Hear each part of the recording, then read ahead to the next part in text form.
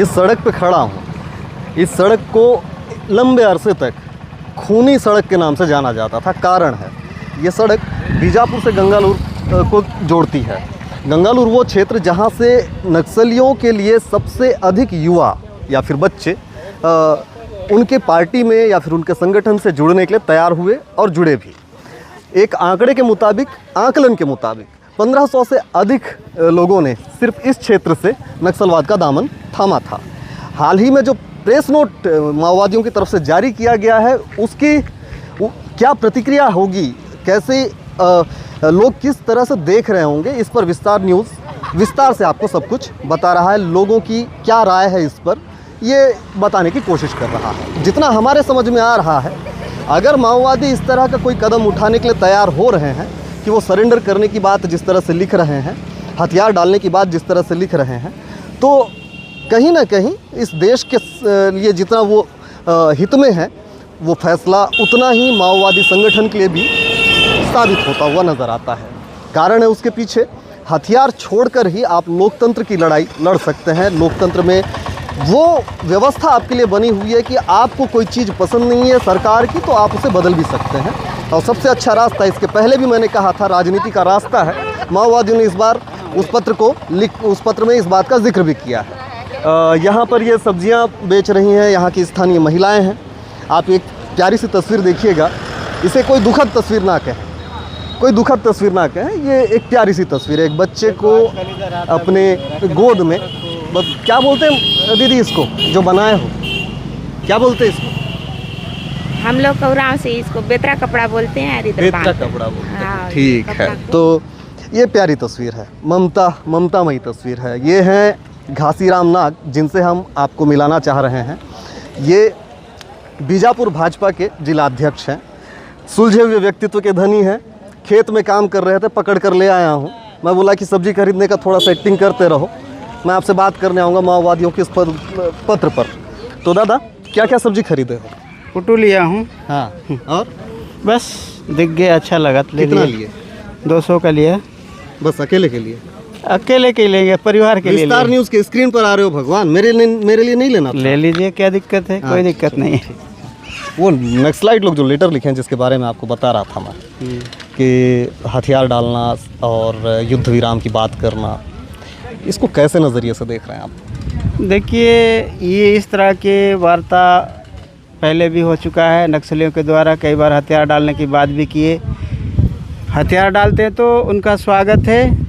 जिस तरह से नक्सली पिछले 40-45 सालों से आदिवासी क्षेत्र के लोगों का निर्मम हत्या किए हैं, ये कहीं ना कहीं एक आदिवासी को समाप्त करने की मैं रणनीति समझता हूँ। इसमें पूर्ववर्ती सरकारों ने इस ओर ध्यान नहीं दिया, लेकिन वर्तमान में भाजपा की सरकार आई और एक दृढ़ संकल्प के साथ 2026 में नक्सलवाद को पूरे छत्तीसगढ़ से समाप्त करने की उन्होंने मंशा रखा, घोषणा किया। वो काम भी वो कर रहे हैं, लेकिन अगर ये सरेंडर करते हैं तब कैसे बदलाव अपन लोग देख सकते हैं दादा इधर? देखिए, आज जिला मुख्यालय से 60-70 किलोमीटर अंदरूनी क्षेत्र में 14, 15, 20 साल के बच्चे आज भी जिला मुख्यालय को नहीं देखे हैं।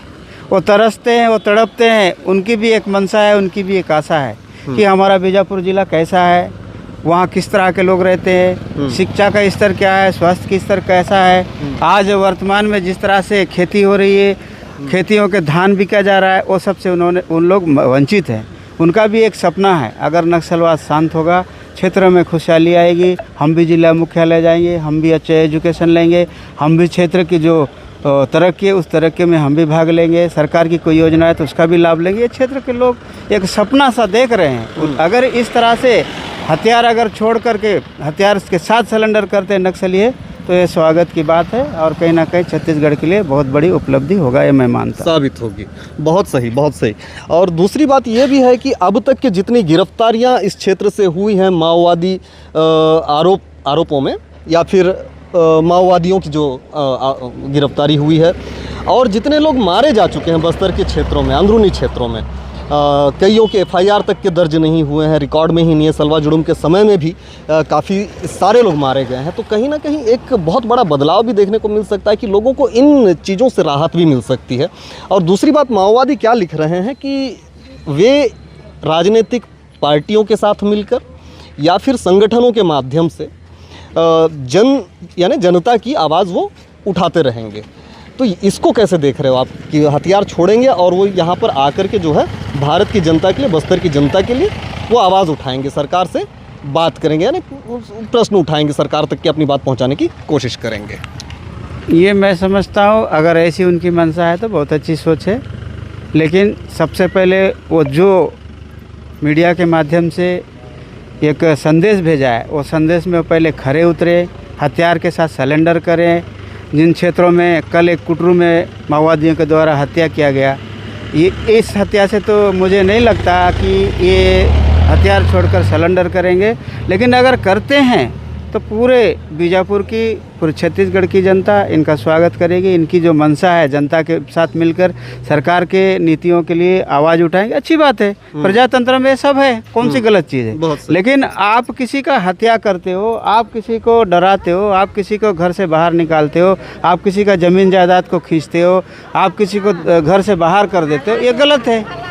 ये प्रजातंत्र है, प्रजातंत्र में सब स्वतंत्र है, सबकी विचारधारा है, सब सरकार, जिसकी भी सरकार बने उस पर सरकार का सहयोग करना चाहिए। अपने विचार के हिसाब से जनता अपना चुनेगा प्रतिनिधि, चुन के आएंगे, जनता के लिए वो काम करेगा। लेकिन चुने हुए जनप्रतिनिधियों को भी आप हत्या कर रहे, कहाँ की न्याय है? ये नेताओं को भी आप मार रहे, कहाँ की न्याय है? जिस तरह से झीरम घाटी में छत्तीसगढ़ के बड़े कैडर के जो नेता थे, जिनकी आप लोगों ने निर्मम हत्या किया, क्या जनता का सेवा करना गुनाह है? क्या स्कूल खोलना गुनाह है?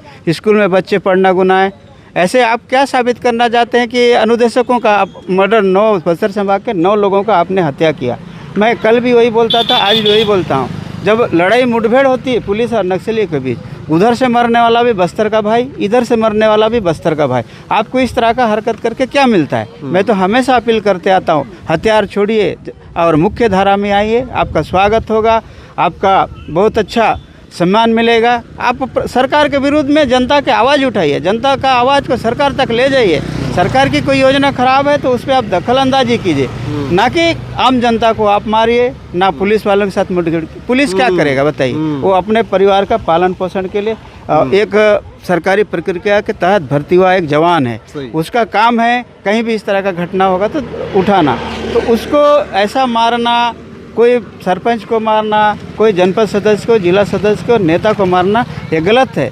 इस तरह का हरकत प्रजातंत्र में नहीं है। अगर वो आते हैं मैं उसका स्वागत करता हूँ और उनका सम्मान भी करूँगा, लेकिन अगर गुमराह, सरकार को गुमराह करके इस तरह का कोई उनकी मंशा है तो सरकार स्पष्ट किया है 2026 तक इनकी सफाया निश्चित है। तो कुल मिलाकर के जब आप इतना कह रहे हैं तो मैंने पहले ही बताया था हमारे दर्शकों की एक सुलझे हुए व्यक्ति हैं। आपने नक्सलवाद की हिंसा का उदाहरण झीरम घाटी से दिया, जहां पर कांग्रेस के नेता मारे गए थे, है ना? तो एक बड़ा उदाहरण आपने पेश किया जिसे पूरे विश्व ने जाना है इस घटना को। आज भी बहुत सारे लोग झीरम का नाम लेते हैं। आप नाम ले सकते थे भाजपा के किसी नेता की हत्या की, लेकिन आपने यहाँ पर अपने सुलझे हुए व्यक्तित्व का परिचय दिया। इनका एक उदाहरण दे दूँ मैं आपको। कलेक्टर से मिलने जाते हैं और वहाँ पर खेती की बात करते हैं कि बारिश सर ऐसे ऐसे हो रही है, मेरा फसल ख़राब हो जाएगा। आप समझिएगा कि कितने ज़मीन से जुड़े हुए नेता हैं। और दूसरी बात, माओवाद को लेकर के जिस तरह से ये कह रहे हैं, माओवादी रणनीति के तहत अगर एक संदेह भी व्यक्त कर रहे हैं ये कि अगर वे आते हैं तो स्वागत कर रहे हैं, सम्मान कर रहे हैं उनका। लेकिन इसके पूर्व में भी उन्होंने पत्र लिखा था जिसको लेकर के आपके जो शब्द हैं कि वो करे तो सही, है ना, कर नहीं रहे हैं। अगर करते हैं तो वाकई स्वागत है उनका ये सरेंडर का कदम। और इस तरफ में कुछ महिलाएं भी हैं, इस तरफ और भी लोग हैं, हम उनसे भी बात करने की कोशिश करते हैं, समझने की कोशिश करेंगे। फोटो नहीं खींचना भाई। क्या अम्मा, क्या नाम है आपका? क्या नाम है? क्या नाम रहेगा? रामपति भगत। ठीक। पूरा हथियार छोड़ के इधर आएंगे बोल रहे हैं। हाँ, मतलब अब मारकाट नहीं करेंगे ऐसे बोल रहे हैं। तो कैसा रहेगा? ऐसे रहेगा, अच्छा ही रहेगा, नस्लेटी। हाँ, अच्छा रहेगा। ठीक है। अभी तो मतलब पूरा ऐसा चल रहा है, गड़बड़ चल रहा है। वही भागने सब सही रहेगा उन लोगों का ना। नस्लेट क्या बोले? नस्लेट वाले ही हटने से अच्छा रहेगा। अच्छा रहेगा ना। ठीक है, मतलब सब लोगों को थोड़ा सा सुविधा हो जाएगा। बहुत सुविधा हो जाएगा। कोना कोना लाइट, रोड सब जाएगा। ठीक बात, इधर भी बात करूं? ठीक है, इधर भी बात करेंगे। दीदी आपके यहाँ सबसे पहले आया था मैं, क्या नाम है अपना? नहीं बोलोगे? नहीं अरे 2 शब्द बोल दो। नहीं। एक बच्चे का नाम बता दो चलो। अंशिका गुड्डू? का। अंशिका। जी। मम्मी कुछ नहीं बोल रहे बेटा, डर गए। क्या नाम होगा दादी अपना? मेरा गीता भगत है। अच्छा, इधर नक्सलाइट लोग हथियार डालेंगे बोल रहे हैं, है ना? मतलब अब हथियार छोड़ के हम लोग भी आप लोग के जैसे, हम लोग के जैसे जिएंगे बोल रहे हैं। कैसा रहेगा? अच्छा रहेगा?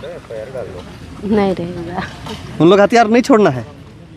अब मैं क्या बोलूँ, हम बना जो छोड़ना तो है। मासूम है भारत की अधिकांश जनता। आप जब भारत की पब्लिक की तरफ गहरी नज़र डालेंगे तो आपको मासूमियत ज़्यादा मिलेगी।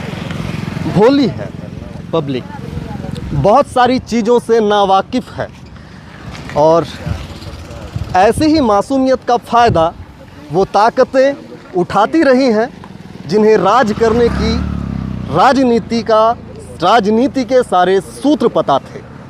और वही कारण है कि आज माओवाद ने बस्तर समेत ऐसे कई राज्यों में अपने पैर पसार रखे हैं जहां से लगभग हर रोज़ ही हिंसा की खबरें, हिंसात्मक गतिविधियों में मारे जाने वाले लोगों की खबरें बराबर मिलती रही हैं। लेकिन अब बस्तर में ये तस्वीर बदलती हुई नज़र आ रही है। एक तरफ जहां पर सुरक्षा बलों की तरफ से लगातार एंटी नक्सल मूवमेंट्स, एंटी नक्सल ऑपरेशंस चलाए जाकर कई नक्सलियों को मारा जा रहा है, तो कई नक्सली आत्मसमर्पण कर रहे हैं, तो कईयों गिरफ्तारियां हो रही हैं। वहीं इस बार एक ऐसी खबर निकल कर आई है जिसमें माओवादी सामूहिक रूप से हथियार डालकर सरकार से शांति वार्ता की बात को लेकर सामने आ रहे हैं। इस पत्र को लेकर के कई तरह के कयास भी लगाए जा रहे हैं कि क्या वाकई माओवादी इस तरह का पत्र लिख भी सकते हैं, और अगर लिख सकते हैं और अगर उन्होंने ही लिखा है तब ये कदम वाकई महत्वपूर्ण कदम होगा और माओवादियों के लिए कहीं ना कहीं पर एक अच्छा मैसेज भी जाएगा। जैसा कि उन्होंने उस प्रेस नोट में लिखा है कि वे राजनीतिक संगठनों से या फिर अन्य दलों से मिलकर के भारत की जनता, बस्तर की जनता के लिए आवाज़ उठाते रहेंगे, सरकारों तक पब्लिक की आवाज़ पहुंचाते रहेंगे। यदि ऐसा वे करते हैं तो वाकई माओवादी संगठन में आने वाला ये बदलाव कि उनके संविधान से हथियार का डिलीट हो जाना उन्हें एक नई पहचान दे सकता है। अगर उनके विज़न में भारत का हित निहित है तब उनका अहित नहीं हो सकेगा, बल्कि उन्हें सम्मान भी मिल सकेगा। मैं बीजापुर से युकेश चंद्राकर, विस्तार न्यूज़, बीजापुर।